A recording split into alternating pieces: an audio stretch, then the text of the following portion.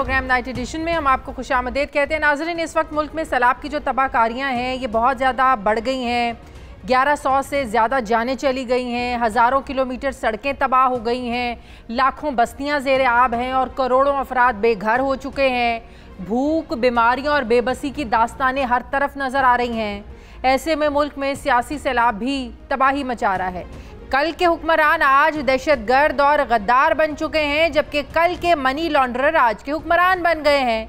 पाकिस्तान तहरीक इंसाफ हुकूमत को tough time दे रही है, तो इत्तेहादी हुकूमत भी PTI के रहनुमाओं को काबू में रखने के लिए दाव आजमा रही है। सैलाब और मईशत की ज़बूहाली के दौरान पाकिस्तान तहरीक इंसाफ हकीकी आज़ादी के बयानिए को लेकर सियासी जलसों का एक सिलसिला जारी रखे हुए है। इमरान खान अपने जलसों में इंकशाफात भी कर रहे हैं कि इनकी हुकूमत गिराने के लिए बंद कमरों में जो मीटिंग्स हुई, 4 लोगों ने साजिश की, इसके हवाले से वो एक वीडियो भी रिकॉर्ड करवा चुके हैं।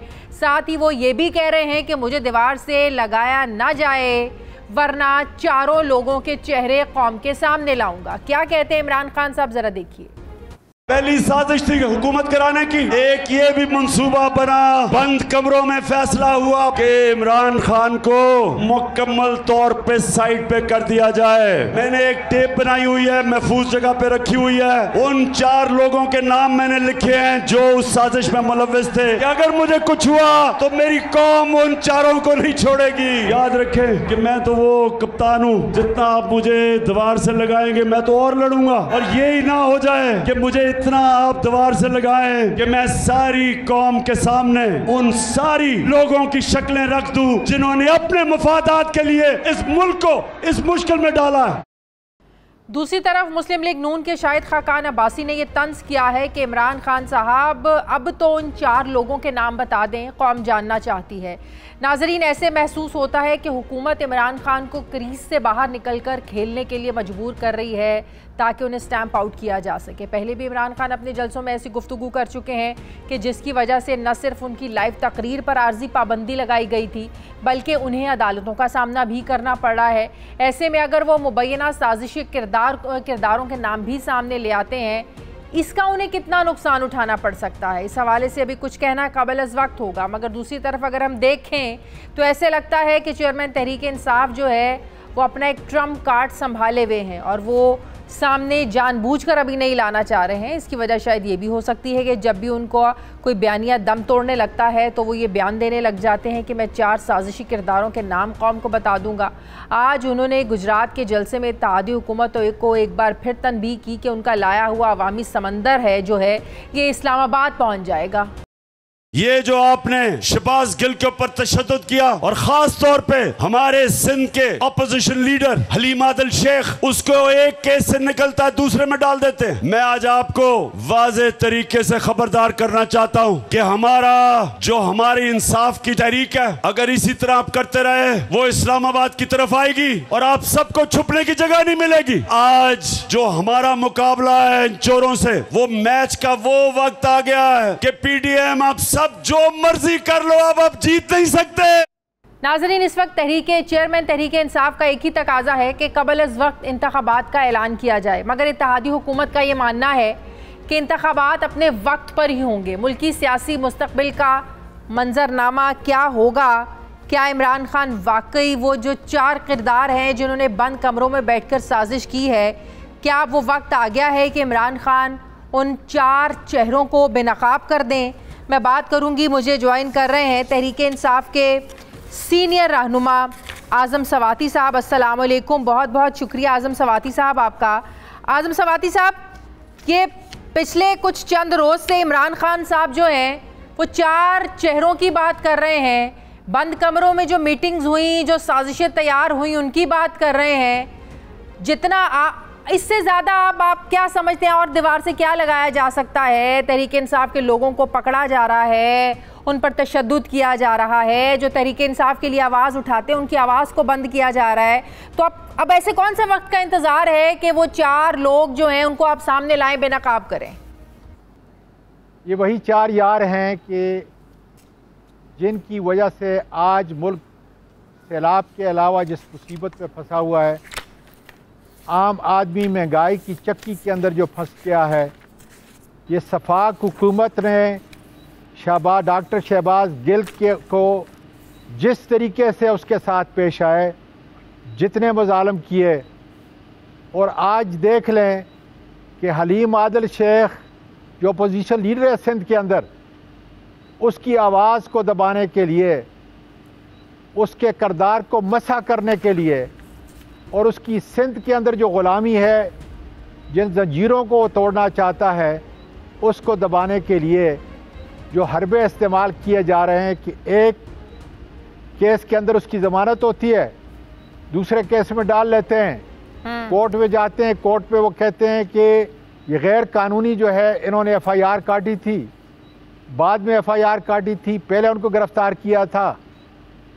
ये सिर्फ इनकी फाशियत हुकूमत के वो कारनामे हैं कि जो हमारी स्याह तारीख का हिस्सा है।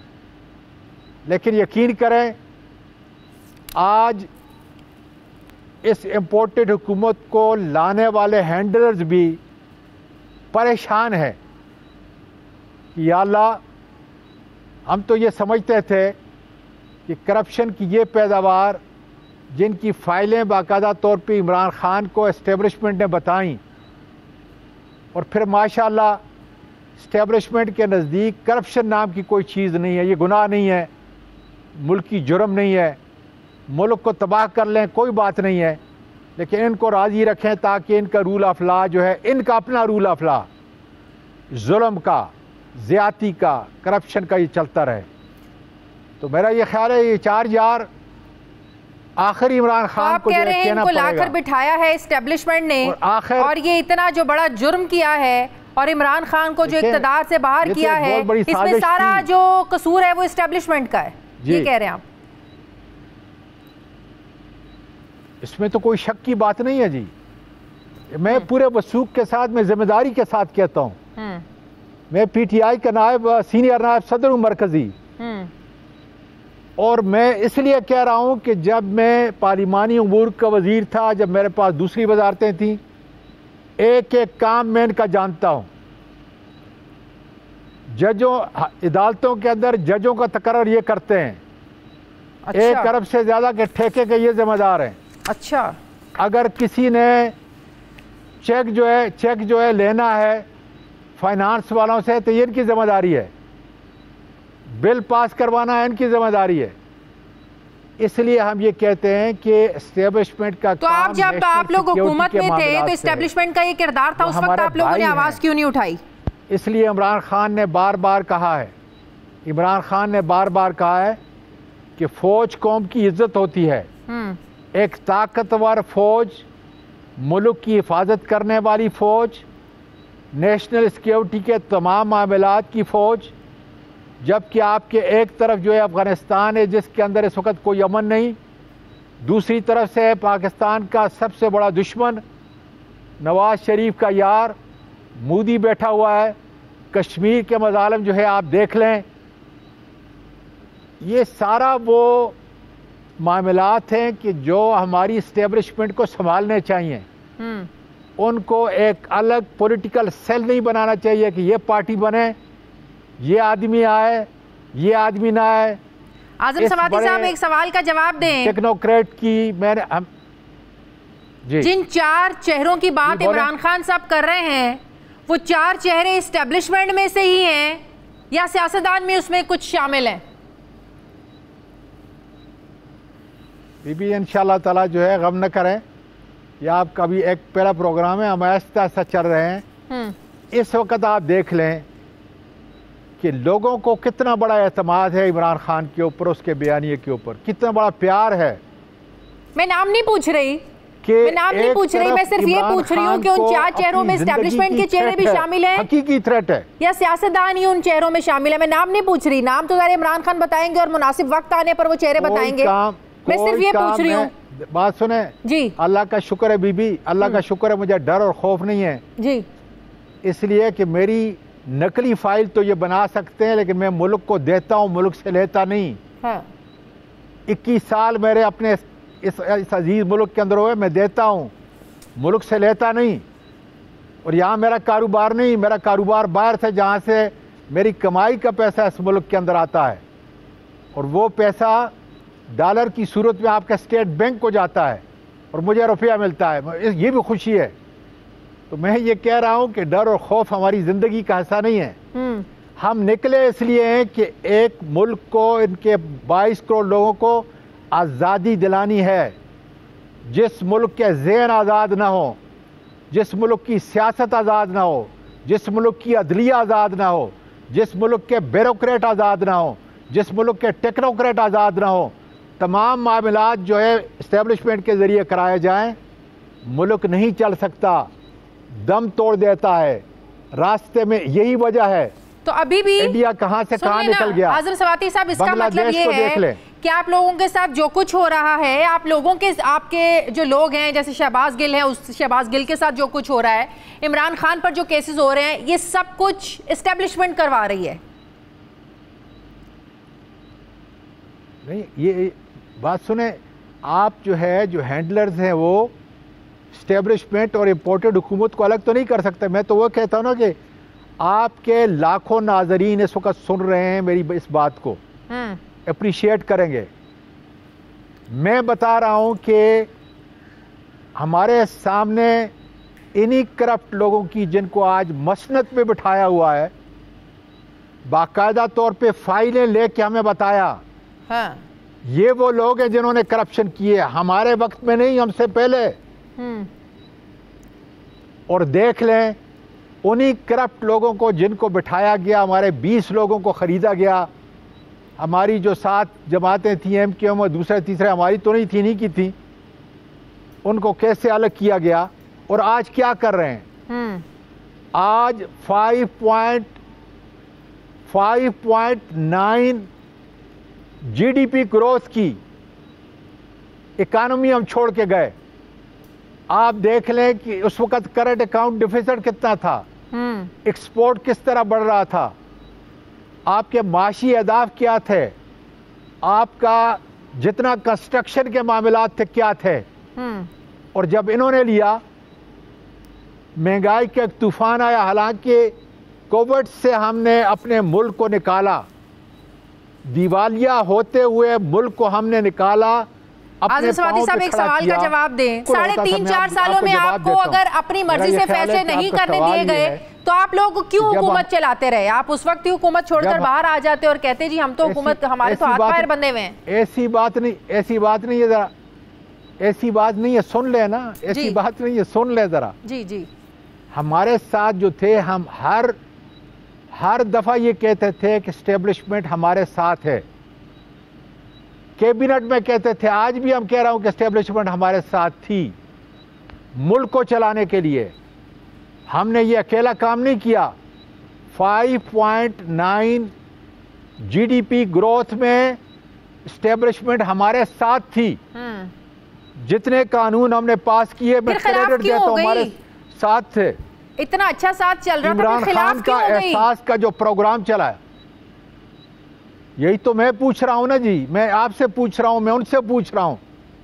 मैं पूछ रहा हूं कि एहसास के प्रोग्राम में एस्टेब्लिशमेंट के लोग बाहर जाके कर्जे की सूरत में हमारे साथ मदद करते थे। ये हकायक, इनको हम नहीं जुटला सकते। लेकिन क्या हुआ अचानक? क्यों इमरान खान बुरा लग गया, जबकि हर चीज अपनी जगह पे मौजूद थी, बेहतर तौर पे चल रही थी। दुनिया के अंदर एक महंगाई का तूफान था, उसके असरात यहां भी जरूर थे, लेकिन इतना बुरा तो नहीं था।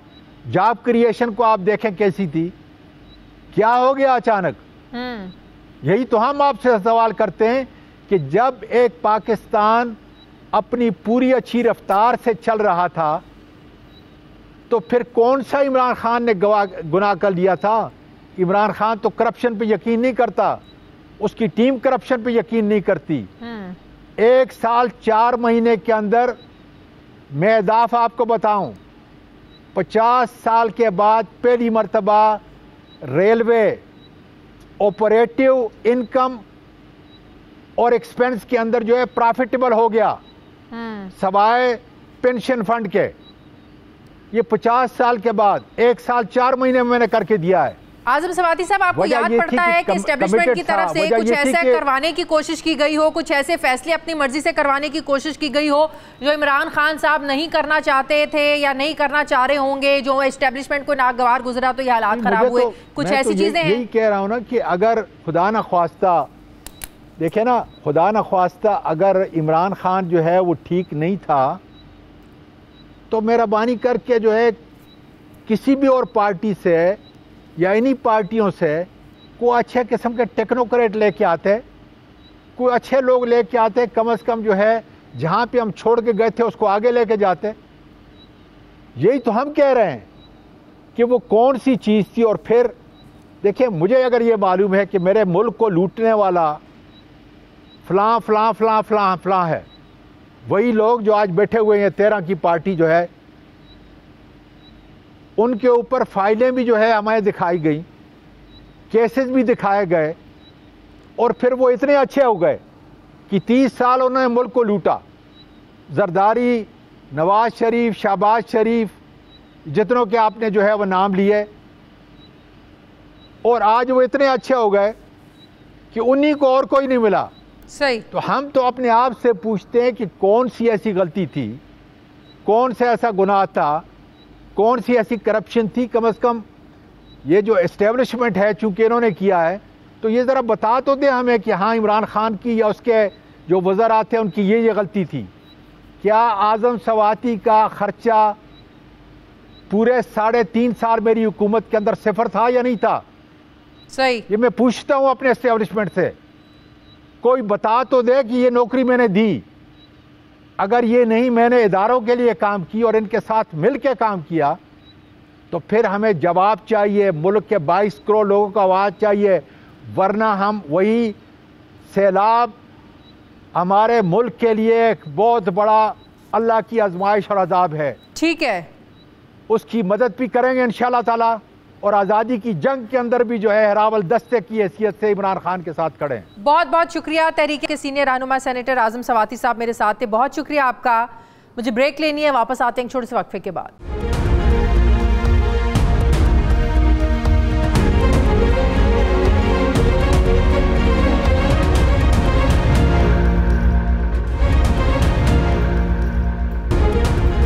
ब्रेक के बाद एक बार फिर से आपको खुशामदीद कहते हैं। पाकिस्तान पीपल्स पार्टी के सीनियर रहनुमा सेनेटर मौला बख्श चांडियो साहब मुझे ज्वाइन करें। अस्सलाम वालेकुम, बहुत बहुत शुक्रिया चांडियो साहब आपका।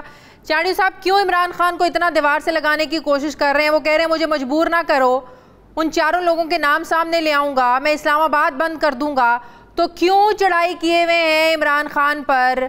इमरान खान के लोगों को भी पकड़ा जा रहा है, तशद्दुद भी किया जा रहा है। इमरान खान कह रहे हैं कि अगर आप लोग इन चीज़ों से बाज नहीं आए तो वो कुछ ऐसा करेंगे कि सब लोग बेनकाब हो जाएंगे। जो बात हुई नहीं है, इतने बड़े फख्र से कह रहे हैं कि इसके साथ फला किस्म की ज्यादती हुई है, तो शहबाज साहब को बेचारे को तो बेनकाब भी कर दिया है। लेकिन हमारे मुतल्लिक ये नहीं कह सकते। इन्होंने अपने दौर हुकूमत में क्या कमी की है मुखालफों के साथ, अपने मुखालफिन के साथ क्या इन्होंने रियायत बरती है, कौन सा लफ्ज़ बुरा जो शाया हो सकता है और बोला जा सकता है वो इन्होंने बोले हैं। ये जबान इस्तेमाल ही नहीं जा सकती, और खासतौर पर मुल्क के वजीर आज़म तो ये लहजा इस्तेमाल ही नहीं कर सकते। फलां चोर, फलां डाकू, फलां ये, उनके घर वाले, बच्चों तक, खवातीन तक क्या किस रास्ते पर चल निकले खान साहब अपने दौरे हुकूमत में, और उतरने के बाद तो कमाल ही कर दिया है। फिर तो ऐसी बातें की हैं कि किसी रहनुमा को, किसी कौमी रहनुमा को जो मुल्क का सरबराह रह चुका हो, उसको ये बातें सेब नहीं देती। अभी तो बहुत कुछ बोलना बाकी है चांडियो साहब। देखिए जी, दीदी बोलेंगे तो कोई बात नहीं, इतनी बातें सुन ली है, वो भी सुन लेंगे। लेकिन इसमें ये जो धमकी है, उस धमकी में मिन्नत भी है, मान जाओ वरना क्या, ये मिन्नत है।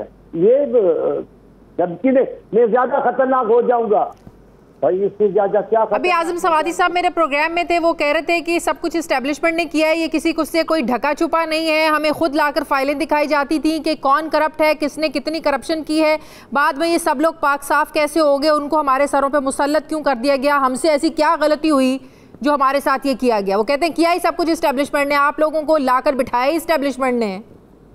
में सवाती साहब और चीज हैं।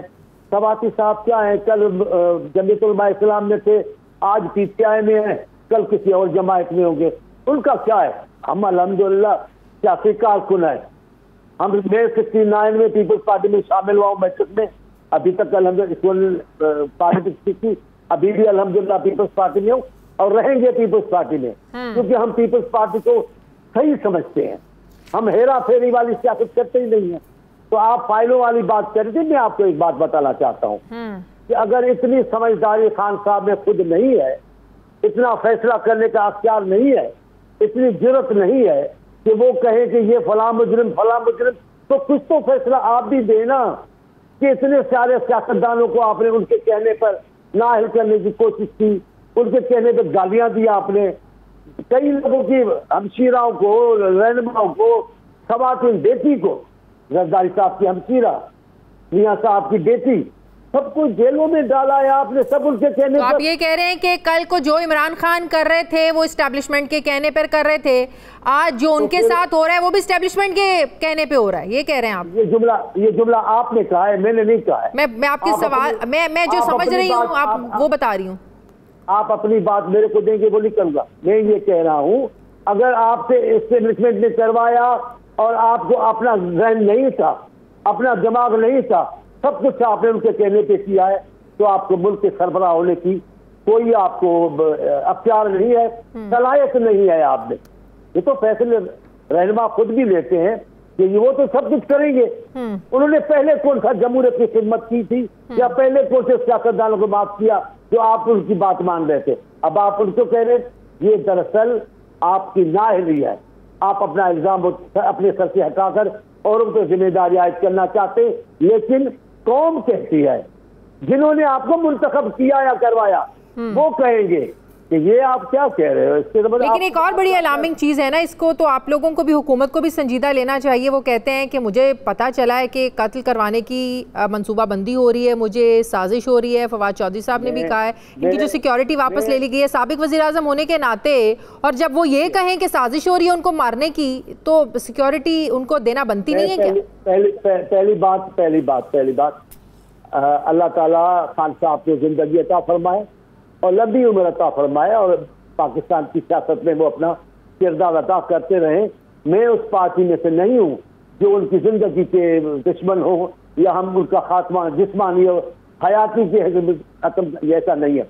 कल मैं सेनेट में था, हम सब लोगों ने सेनेट में कितने लोग हम बैठे थे, हालांकि उन्होंने पीटीआई के इतने सेनेटर मंगवाए कि वो जलसा था पीटीआई का।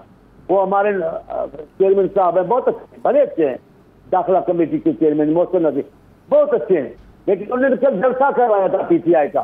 सबके सब पीटीआई के दोनों लाइनें बंद दी, एक आईजी बैठा उसको बोलने नहीं दे रहे थे। लेकिन मैंने वजीर कानून आए बाद में तारन साहब, उन्होंने और हमारे नूली के हम सब ने कहा खान साहब की सिक्योरिटी का मामला हल करना चाहिए, उनके खदशात दूर करने चाहिए। लेकिन हम भी तो खुद को जरा रोके ना, हम भी तो मातम करते फिरेंगे तो अपने आप को खुद तबाह करेंगे ना। मुझे मारेंगे, मुझे कौन मार रहा है? आपको कोई नहीं मार रहा है। जब मारा मारी का जमाना था तब कबायली इलाकों में आप अपने इंतखाबी मुहिम चला रहे थे, सारे तालिबान वहां लोगों को जब जो हाल था, आपको तो किसी ने कुछ नहीं किया। आप तो लाहौर में जलसे आम कर रहे थे, जब जलसा करना दूसरी सियासी पार्टी के लिए मुश्किल था। आप क्यों नहीं करते कि इलेक्शन में सिर्फ आपको इजाजत दी गई, आपने इस्तेमाल किया, आपको किसी ने कोई नहीं रोका। जो धमाके कर रहे थे, जो लोगों को मार रहे थे, आपको रियायत दी गई थी। लेकिन अब हालात मुख्तलिफ हैं। वो कहते हैं मेरी मकबूलियत की वजह से कुछ लोग इतने खौफजदा हैं कि वो रास्ते से ही हटाना चाहते हैं। देखिए, एक होती है गलतफहमी, एक होती है खुशफहमी। ये खुशफहमी है कि इनका कोई मद्दे मुकाबिल नहीं है, ऐसा नहीं है। मकबूल है, लोग उनके पीछे हैं, हम कब इनकार कर हैं, उनके जलसे हो रहे हैं। लेकिन ये कि उनको लोग मरवाना चाहते हैं, मेरे ख्याल में पाकिस्तान में इस वक्त जो भी मौजूदा पाकिस्तान में सियासी पार्टियां हैं वो खान साहब के मरवाने के हक में नहीं है। मैं पीपल्स पार्टी का जिम्मेदार कारकुन हूँ, मैं कारकुन के सिर में कहता हूँ, हम दुआगू हैं, अल्लाह ताला उनको जिंदगी अता फरमाए। हम उनके जिंदगी के दुश्मन नहीं है। मैं तो आज आपको बता रहा हूँ, पहले मैं बता चुका हूँ, बिलावल कहा ये गालियां देते हैं, ये हर क़यादत को गालियां देते हैं। बिलावल साहब ने मुझे बुलाकर कहा कि आप ज्यादा बोलते हैं टीवी पे जाकर, उनकी वालदा या उनकी जाती जिंदगी के मुतालिक आप गुफ्तगू न करें। ये होती है शराफत की तरबियत, ये बिलावल साहब की है, हमें तो नहीं है इजाजत, हम तो ठीक है। बहुत बहुत शुक्रिया मौला बख्श चांडियो साहब, मेरे बहुत शुक्रिया। मुझे ब्रेक लेनी है नाज़रीन, वापस आते हैं एक वक्फे के बाद।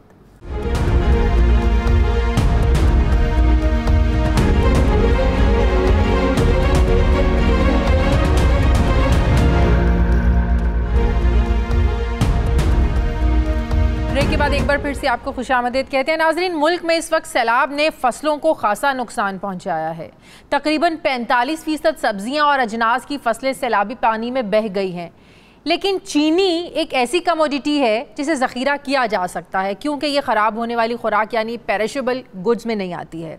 और पाकिस्तान में चीनी की पैदावार भी इतनी होती है कि इसे मुल्क में इस्तेमाल के बावजूद बाहर के ममालिक को एक्सपोर्ट करके ज़र मुबादला कमाया जाता है। इसके बावजूद शुगर इंडस्ट्री के लिए बनाई जाने वाली पॉलिसीज़ ऐसी होती हैं कि कभी चीनी मार्केट से शॉर्ट कर दी जाती है, तो कभी ज़रूरत से ज़्यादा पैदा होने की वजह से इसे रखने के लिए जगह नहीं होती।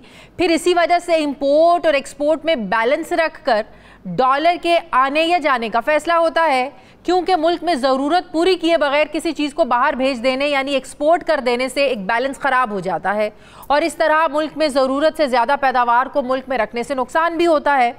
पाकिस्तान शुगर मिल्स एसोसिएशन के मुताबिक मुल्क की मिलों में इस वक्त 32 लाख टन चीनी का ज़ख़ीरा मौजूद है और मिड नवंबर में मिलों से फिर लाखों टन नई चीनी की पैदावार आ जाएगी, जिसे पहले नंबर पर स्टोर करने की तो जगह नहीं होगी और दूसरे नंबर पर मिल मालिकान की ये ज़ख़ीरा शुदा चीनी बिकेगी नहीं तो किसानों को फिर अदायगियाँ नहीं होंगी और अगर किसानों को उनकी फसलों की रकम न मिली तो आइंदा फसल काश्त करने में ज़ाहिर है उन्हें मुश्किल होगी, जो अल्टीमेटली कम पैदावार की शक्ल में सामने आएगा और कम पैदावार अवाम में चीनी की ज़ाहिर कीमत को बढ़ा देगा।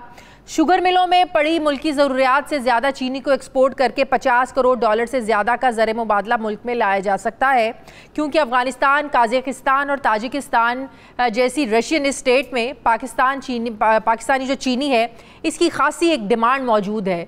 गन्ने की काश्त करने वाले किसान पहले ही शुगर मिलों पर ये इल्ज़ाम लगाते हैं कि शुगर मिलें उनकी फसल की पेमेंट रोके रखती हैं, जिस पर मिल मालिकान का हर दफ़ा ये जवाब होता है कि गोदामों में पड़ी चीनी अगर मुनासिब रेट्स पर बिकेगी नहीं तो फिर ज़ाहिर हम पैसे कैसे अदा करेंगे। इमरान खान की हुकूमत इस बात का क्रेडिट लेती रही है कि किसानों को फसलों की मुनासिब कीमत मिलने और बर वक्त कीमत मिलने से ज़राअत खुसूसन चीनी के शोबे में खासी खुशहाली रही है, जबकि शहबाज शरीफ हुकूमत में चीनी की एक्सपोर्ट की इजाज़त नहीं मिल रही है और इसी वजह से किसानों की अदायगियाँ अब ख़तरे में पड़ सकती हैं। लेकिन सवाल यहाँ पर यह पैदा होता है कि अगर सारी चीनी आप एक्सपोर्ट कर देते हैं तो मुल्क में शॉर्टेज अगर पैदा हो गई या मिलों की तरफ से फिर कीमतें बढ़ाने की एक ब्लैकमेलिंग शुरू होगी, फिर इसको रोकना बड़ा मुश्किल हो जाएगा। ये कितना बड़ा एक चैलेंज हो सकता है। इसी पर बात करने के लिए लाहौर स्टूडियोज़ में मुझे ज्वाइन कर रहे हैं तर्जुमान sugar mills association Chaudhry Mohammad Waheed sahab. अस्सलाम वालेकुम। बहुत शुक्रिया वहीद साहब आपका। वहीद साहब, आप लोग क्यों इस वक्त जो है वो इंसिस्ट कर रहे हैं हुकूमत को, मौजूदा हुकूमत को, कि चीनी को आप एक्सपोर्ट कर दें? अब चीनी एक ऐसी चीज़ है, जैसे मैंने अपने इंट्रो में कहा कि ये पेरिशेबल नहीं है, ये ख़राब नहीं होती है, तो आप पहले एक्सपोर्ट कर देंगे, जैसे पहले भी एक दफ़ा हुआ था, हमने गंदम बाहर भेज दी, बाद में आपकी शॉर्टेज हो गई, हमें बाहर रशिया से मंगवाना पड़ गई और फिर आपने अपने किसान से ज़्यादा रशिया के किसान को कीमत दी, तो आप लोग क्यों इतना फोर्स कर रहे हैं? इसमें मैंने 2-3 चीज़ें तो आपने काफ़ी क्लियर कर दी। जो मेरे साइड पे आपने सवाल फेंका उसका सिर्फ ये जवाब देना चाह रहा हूँ कि चीनी जो इस वक्त सरप्लस पड़ी है, 1.2 मिलियन हमारे पास सरप्लस पड़ी हुई है, और जो इमरान खान की हुकूमत चैलेंज करती रही है कि पेमेंट वाकई अदायगी उतरी है, ज़रा बहुत कम अदायगी किसान की है। थोड़ा मैं आपको हिस्ट्री में इसलिए लेके जा रहा हूँ, ये 16-17 में और 17-18 में 2 सीज़न गन्ने की फसल होती है 3 साल की। एक दफ़ा गन्ना लगता है वो 3 साल फसल देता है, ये एकदम ख़त्म नहीं हो सकती फसल। एक दफ़ा बीज आता है 3 साल फसल आती है। 16-17 में क्रॉप ज़्यादा आई, हमने जनवरी के महीने में ही, अभी सीज़न चल रहा था, हुकूमत वक्त से इजाज़त मांगी एक्सपोर्ट करने की, हुकूमत ने इजाज़त नहीं, करते करते हुकूमत ने इजाज़त जाकर नवंबर के महीने में 10 महीने के बाद, पिछले साल की बात है, 16-17 की मैं बात कर रहा हूँ, पिछले साल भी 6 साल नहीं बता रहा हूँ, 6 साल पहले की बात कर रहा हूँ। अभी हमने पहले से इजाज़त मांगी बगैर सब्सिडी के कि हमें सब्सिडी नहीं चाहिए। इंटरनेशनल मार्केट आ गई $580 से, जब $340 आ गई तो फिर हमें एक्सपोर्ट की इजाज़त मिली। हुकूमत को सब्सिडी भी देनी पड़ी, हमारा नुकसान हुआ, मुल्क का ज़र मुबादले का नुकसान हुआ और हुकूमत को सब्सिडी की शक्ल में नुकसान हुआ। और जो चौथा सबसे बड़ा नुकसान शुगर एसोसिएशन को हुआ, ये लेबल लगा दिया गया कि ये सब्सिडी मांगते हैं। हालांकि हम कभी सब्सिडी ना मांगते थे, ना मांगते, ना मांगते हैं। यही एपिसोड 17-18 में हुआ। फिर हमने जनवरी के महीने में बकायदा मैं इश्तहार लाए हूँ साथ, जनवरी के महीने में इश्तहार दिए कि एक्सपोर्ट करने दें। फिर इन्होंने जाके अक्टूबर में आगे इजाज़त दी, 9 महीने के बाद। सही। वो उस दफ़ा भी हमने बगैर सब्सिडी के मांगी, फिर अक्टूबर में सब्सिडी देनी पड़ी। कितनी? 20 बिलियन रुपीज़, जबकि हम 1 रुपया नहीं सब्सिडी मांग रहे थे। फिर वो एक लेबल आ गया टीवी के ऊपर, ये शुगर मिल वाले सब्सिडी ले जाते हैं, गरीबों को पैसे ले जाते हैं। हालांकि वो सब्सिडी हमें नहीं मिलती, वो ग्रोवर को जानी होती है। उसके बाद आ गई इमरान खान साहब की हुकूमत। पहली हुकूमत थी हमारे पास, वही जो इन्होंने इजाज़त नहीं दी थी, सब चीनी पड़ी थी। हमने खान साहब से एक्सपोर्ट की इजाज़त मांगी, एक्सपोर्ट की इजाज़त मिल गई, उससे चीनी एक्सपोर्ट हुई और गन्ना ज़्यादा लगा, जिससे सरप्लस शुगर आई। लेकिन आप उसी चीनी का स्कैंडल भी तो आया था ना? नहीं, वही बताने लगा, मैं आपको पूरा क्लियर करूँगा। ये मेरा स्कैंडल कैसे आया, उसमें गलती क्या हुई। एक्सपोर्ट मैंने खुद लिखा हुकूमत वक्त को, इमरान खान की हुकूमत को, सितंबर के महीने में कि ये एक्सपोर्ट अब बंद कर दें, क्योंकि ये सीज़न में चीनी हमारे पास काफ़ी पड़ी है। चीनी यकीन करें उस सीज़न में काम नहीं जब हमने एक्सपोर्ट की, ये सब लोग कंफ्यूज करते हैं। चीनी पूरी जब नया सीज़न आया था हमारे पास 3 लाख टन चीनी तब भी सरप्लस पड़ी थी। ठीक है। अच्छा, लेकिन अब ये एक अजनास की फसल है, इसमें होता क्या है, अब ये सब रफली आइडिया होता है कि जी इस साल जैसे अब हम गिनने हैं कि 8.5 से 9 मिलियन तक चीनी बनेगी, जो अगला सीज़न आ रहा है 2 महीने पर। ठीक है। अब जो मौसमी हालात होते हैं, क्या पता ये 9 मिलियन क्रॉस कर जाए या 8 मिलियन पे रह जाए। हाँ, ये पूरी दुनिया की आप कमोडिटी निकाल के देख लें, ये माइनस प्लस होता रहता है। उस वक्त बाई चांस क्या हुआ, तेला एक बीमारी है जो गन्ने को पड़ जाती है, वो साउथ पंजाब में और इधर जंग के इलाके में सारी फसल को तबाह कर दिया उसने।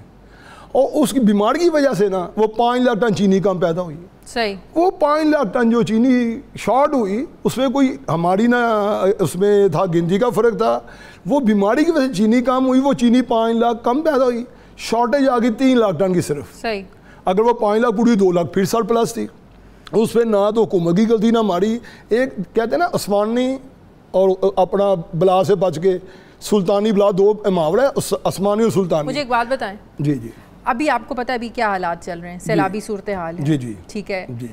ज़मीनें ख़राब हो गई हैं, बिल्कुल, फसलें ख़राब हो गई हैं, नुकसान हो गया है। आप देखें इस वक्त कॉटन का भी बहुत ज़्यादा हमें नुकसान होने का खदशा है। तो अगर आपको नहीं लगता कि अगर शहबाज शरीफ कह रहे हैं कि आप अभी हम इजाज़त नहीं दे सकते एक्सपोर्ट की, इसकी वजह ये भी तो हो सकती है कि जो सैलाबी पानी में नुकसान हुआ है, फसल को भी नुकसान हुआ है, तो कल को आप अगर एक्सपोर्ट कर दें, पाकिस्तान में शॉर्टेज हो जाए, तो फिर आप लोग तो जिम्मेदारी नहीं लेंगे? बिल्कुल नहीं, हम जिम्मेदारी लेंगे, तब भी ले थे, अब भी मैं ले रहा हूँ। हाँ। 2-3 चीज़ें मैं हुकूमत वक्त से रिक्वेस्ट करता हूँ।